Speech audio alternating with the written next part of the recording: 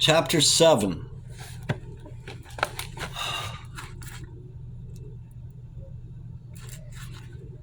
Hugh Paston, chased off to bed by the sleepy bookseller, found sleep far from him. His mind was roused to alertness by the talk of the evening in a way that it had never been roused before, and images chased each other through his brain.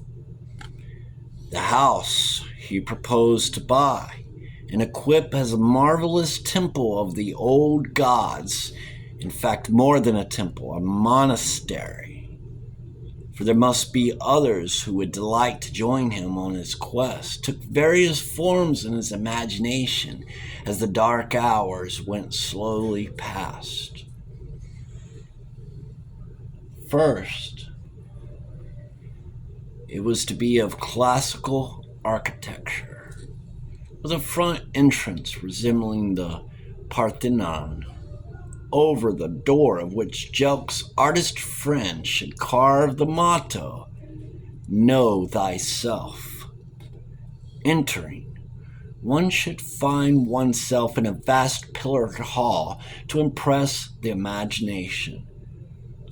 Everything was to be of white marble. Then he discarded the marble as too like a bathroom, and the house took on a designingly commonplace exterior. But as soon as the front door opened, one found oneself in the mysterious gloom of an Egyptian temple, with vast, shadowy images of the gods looming over one.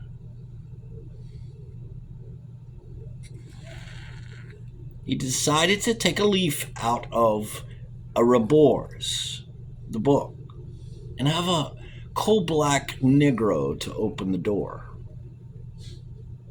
But then he decided that would not work. The Negro would bolt like a rabbit at the first sign of anything supernatural.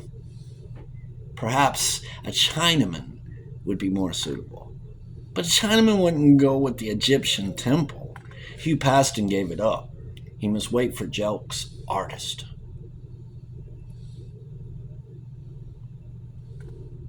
He lay on his back on the feather bed and stared up at the shadowy outline of the cockeyed canopy, dimly revealed by the faint light that always shines through a London window, and wondered where his quest would end, if there were any end to it. He had spoken with great assurance to old Jelks concerning his quest of Pan, but did he really believe in it himself? One thing, and one thing only he knew. He had a desperate need that was eating him up and destroying him, as if something was feeding on his tissues, and that something could only be appeased by the thing he chose to call Pan, whatever that might ultimately prove to be. It was the X in his calculation. He wasn't obliged to define it at the present moment. He could erect an altar to the unknown God if he chose. The fancy temples passed from his thoughts, and he lay along the soft hummocks of the featherbed, wondering exactly what was going to happen now that he had deliberately and with malice aforethought unleashed the Pan within and sent it forth in search of the cosmic Pan, in the same way as Noah sent out the dove from the ark. Surely it would return to him with at least an ivy leaf in its beak. He wondered what manner of thing in reality sympathetic magic might be, as described by the anthropologists. It was just plain idiocy. But he had a shrewd suspicion the anthropologists never really got at the heart of anything. In sympathetic magic, one imitated a thing and so got into touch with it. How superstitious, said the anthropologists. what childishness the mind of primitive man is capable of. But Ignatius Loyola said, put yourself in the posture of prayer, and you will soon feel like praying. And the founder of the Jesuits was reckoned a very profound psychologist. If some of the methods taught in his exercises were not sympathetic magic, well, Hugh Paston would like to know what was. And if sympathetic magic was the basis of the Jesuits' training, perhaps there might be something to be said for the viewpoint of the ancients, who at least knew enough to build the pyramids. Hugh Paston had browsed to some purpose on the tangled shelves of the dusty library all the books that Jelks most highly esteemed. His private library, one might say, were in the inner rooms, safe from sacrilegious hands, and in these Hughes dipped and skipped extensively. It was not in his nature to work systematically. Studying, annotating, collating, experimenting, as the old bookseller had done. But he was an expert at picking up the drift of a book with the minimum of reading, which is the only way to keep up to date in Mayfair. One thing and not much else. He had picked out from 4 tattered, dog-eared, paper-backed volumes on magic spelt with a K. The magician surrounds himself with the symbols of a particular potency when he performs a magical operation in order to help himself to concentrate. That was a useful, practical point, thought Hugh Paston. It bore out his theory that the sympathetic magic of Loyola's exercises could be usefully reinforced by all the deckings of a temple. And if, in addition to the decked-out temple, one lived life, one had every object within one's sight, every garment one wore, every word one spoke, or that was spoken to one, tuned to the same key over a period of time, surely the effect would be reinforced 100-fold. Was not that the idea underlying the retreats that high church people disappear into around about Easter time? He was determined to seek Pan by the same methods that other people used to seek Christ. Was it a horrible blasphemy? That would certainly be the opinion of most people, but he didn't mind that. Was it the Black Mass? In a way, he supposed it was, and yet it did not seem to him black. He certainly had no intention of desecrating anything anybody held sacred. It would not give him the slightest kick to throw the sacred wafer on the ground and jump on it as Le Formidable Chanoine appeared to amuse himself by doing. He might try working his mass on the tummy of an undraped lady, provided he would find one that wasn't ticklish, but he doubted if this would amuse him after the novelty had worn off. There was not much kick left in that for anyone who was used to cabaret. No. He thought all that sort of thing was only one remove from writing dirt on walls. Those who were given that way might breach their complexes by doing so. Abreact their complexes by doing so.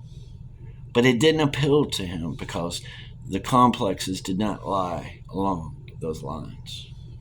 He felt that the Black Mass, whether of Haussmann's or of A.E.W. Mason's variety, was a destructive and negative thing, not a constructive one. It was a symbolic freeing of oneself from one's inhibitions. It called through no power. Maybe Isabel Goody managed something a little more constructive when she went out to dance with the devil in churchyards.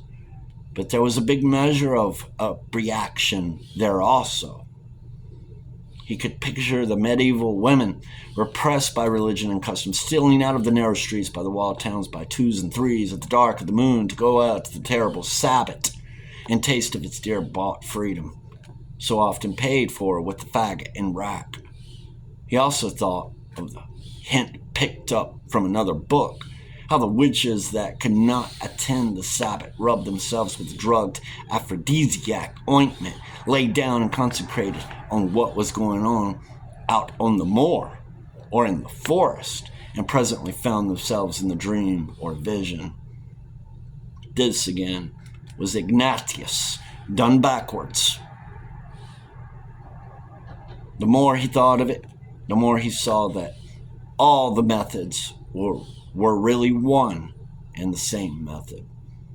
The broomstick flying of the medieval witches was first cousin to the temple sleep, or incubation of the Greeks, in which the worshipper, sleeping in the temple, was blessed with a vision of a god. Was it along this track that he would find Pan? He composed himself for sleep on his back, for he had always understood that this position induced dreams, and sent his mind ranging over the vales of Arcady in search of Pan. In his imagination, he performed the composition of place, reconstructing the scene from what he could remember of the classics so laboriously and unprofitably rammed into his head at Harrow. The sparse woods of oak and fir, the wine-dark sea beneath, the sound of the bees and the cistus, the basking lizards, and above all the flocks of leaping goats springing from rock to rock. You imagine the thin fluting pipe of the goatherd that at any moment might change to the pipes of Pan. He smelt the smell of the pines in the rare dry air. He felt the sun warm upon his skin. He heard the surf of the loud-sounding sea in the rocks far beneath. He heard the crying of gulls. Were there gulls in the Isles of Greece? He did not know. He only knew he heard them. They had come of their own accord. But the act of attention and question had broken the magic. He was back in bed again, with Greece far away, as if seen through the wrong end of an opera glass. All the same, he had seen enough to satisfy him. Those goals had been extraordinarily real, and he hadn't fantasized them as he had the ghosts. He had actually heard them. He turned over and lay passively waiting for sleep, his mind drifting idly what he had just experienced, over his talks with old Jelks in the dusty brown bookshop. He remembered a particular race he had run in at school, when he had been in particularly good condition. The sun had been warm on his back through the thin running singlet as he crouched waiting for the start, just like the sun in ancient Greece. His wife's face came to him as she sat before her mirror, making up, her frock off, her backless scanties revealing the satiny skin with its softly molded muscles so different to a man's. She turned her head to speak to him, and he suddenly realized with a start that it was not his wife, but a stranger. But in that brief glimpse, he could discern no more than a flash of eyes, nose, and mouth. He could not identify the face, save that it was not his wife's. Then he found himself out on the hillside among the thin woods of oak and fir, and ahead of him moved through the light shadowy the satiny back. He followed it, springing after it. It kept ahead. He quickened his pace. He was sure that when it came out into the sunshine, as come it must in those sparse woods, he would see the face. But it did not come, and he lost sight of it and found himself in deeper woods, a dense growth, dark with laurels.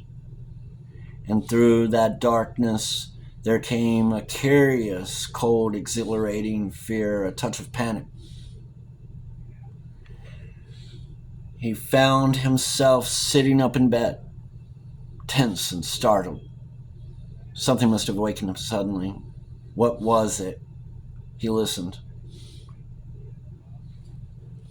Eyes staring in the darkness.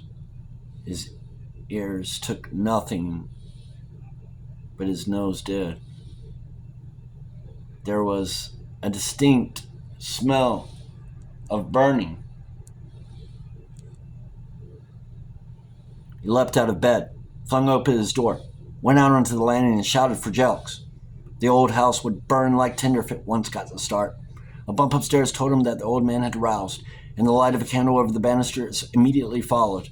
"I say, Jelks," he called out. "I woke up smelling smoke. I think we'd better have a look around your establishment."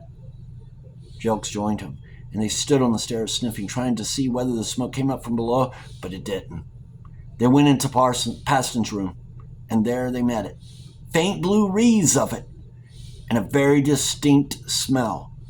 The old man stood still and stared at those blue wreaths revealed by the candlelight, making no attempt to do anything about it. He was round the room like a questing hound, head under the bed, head in the fireplace, flinging up the window to see whether the smoke had come in from outside. But he found nothing. Still, old Jelks did not move. "There's smoke, all right," said Hugh, shutting the window, "but I can't trace where it's coming from." "No," said Jelks, "and you won't either, because it isn't here." "Where is it then? In the next house?" The old man shook his head. "No.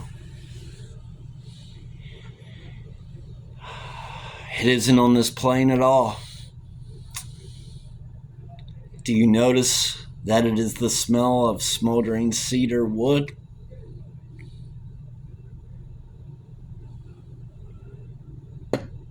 He suddenly found himself seized by the shoulders and swung around his dusty landing in a wild dance. Hugh Paston, regardless of the seatless state of his pajamas, was performing a saraband.